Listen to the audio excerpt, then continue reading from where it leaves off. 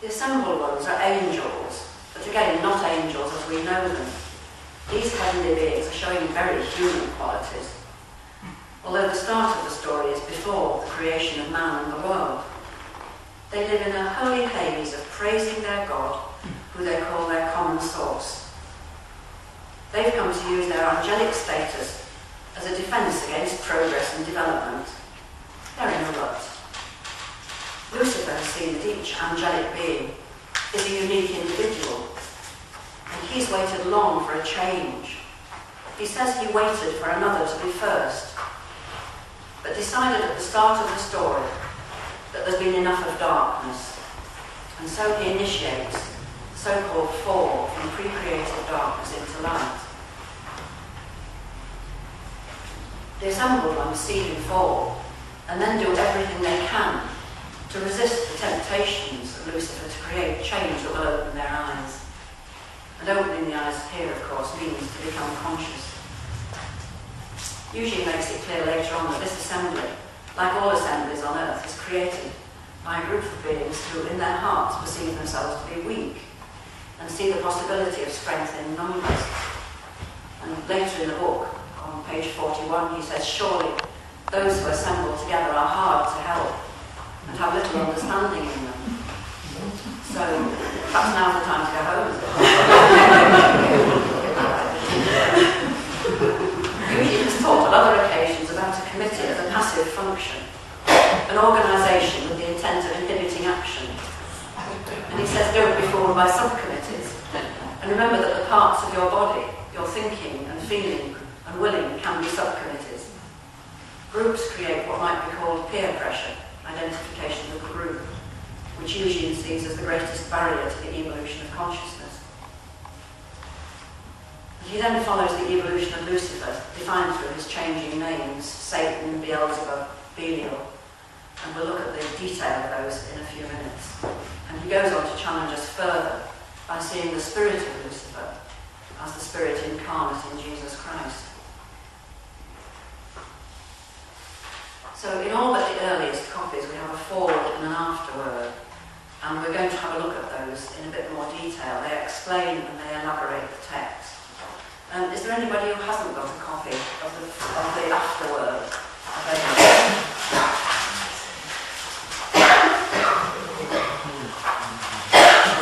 I've made some copies of the afterword. If you haven't got one, pick one up as they go around.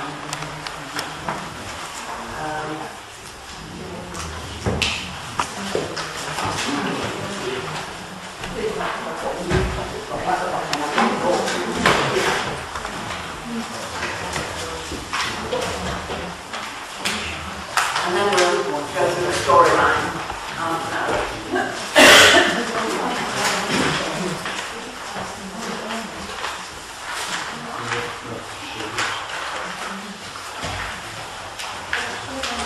Some on the other side. So the afterword.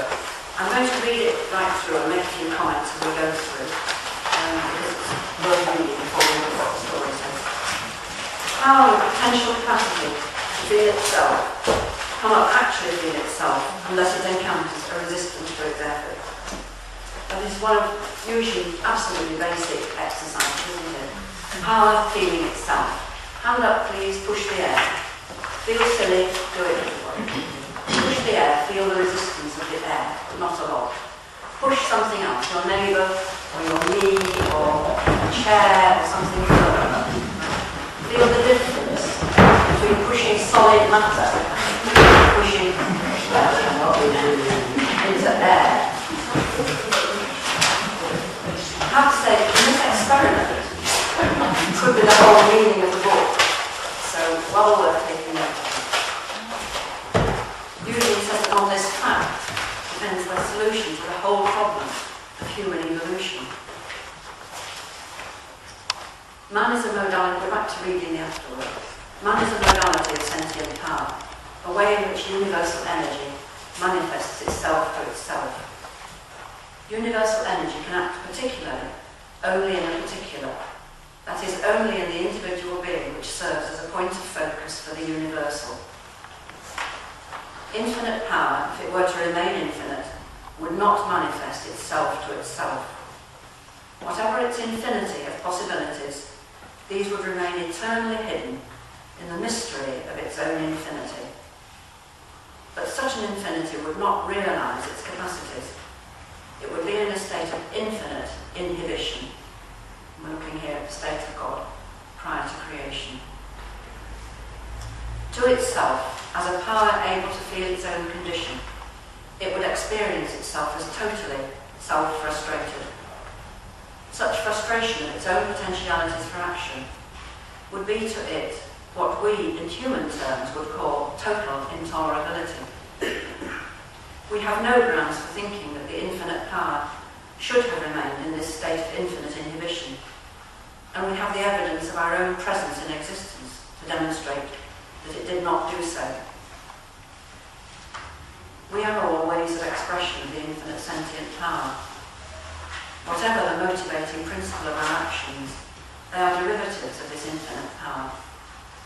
Our rules, where rules exist, are finite copies of the rules of the infinite. The most obvious of these rules is that every motion initiated within a field of power begets another motion in an opposite direction. This second motion, the reaction to an initiating action, is the means whereby a latent capacity to feel becomes aware of itself. So pushing on air, we're moving the air in Hale, we're also moving the air in New York by a little. Pushing on solid substance, on ourselves or on a neighbour, we become more conscious in that place than we were before. If it were not for this reaction to our initiating action, we would not be aware of our existence. We owe it to this motion of reaction that we have whatever sense of identity we possess. Insofar then as we treasure our own self, our sense of being with some purpose in life, we are logically required to be deeply thankful for those oppositions which we have encountered, as the very means by which our self-value has been brought into being. If we thoroughly understand this principle, we shall be able to bring about that peculiar change of orientation of our mental energies, the metanoia, the change in direction of energy application, which, if faithfully followed, inevitably leads into total self-determination and freedom.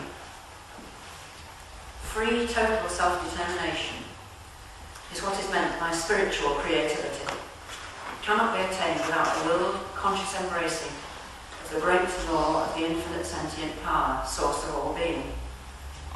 This law is the law of the affirmation of all negations. We are to bring ourselves to be able to say yes to everything to which naturally, as to our pleasure mechanisms, we will prefer to say no. The things to which we tend to say no are the things which oppose our will. It is precisely these things that make it possible for us to know that we have a will. Thus, it is to those things that resist us that we are required by our own intelligence to be most grateful. That is, if we have the insight to prefer wholeheartedly, to become in reality that which otherwise will remain hidden inside us as an eternally unsatisfied potential. Opposition, however it comes to us, in whatever form, is the means of discovery of our true self-creativity and ultimate delight in existence. Signed, E.H. Does anybody want to make any comments or questions? Do feel free to break in and question if you want to. Let's move to the forward. I'm not going to read this right through, but we'll look at some of the parts of it and see what it's saying. Opposition is true friendship, quote from William Blake. Eugene defines this in his own way. Good-willed opposition, aimed at the disclosure of essential truth, is true friendship. And then there follows a very sharp warning. But here we have to make ourselves aware of the danger of falling into the position of do-gooder. At some time it is probable that we will suffer the do-gooding intentions of some sincere person, insofar as sincerity is attainable at this stage of evolution. It requires the deepest degree of self-knowledge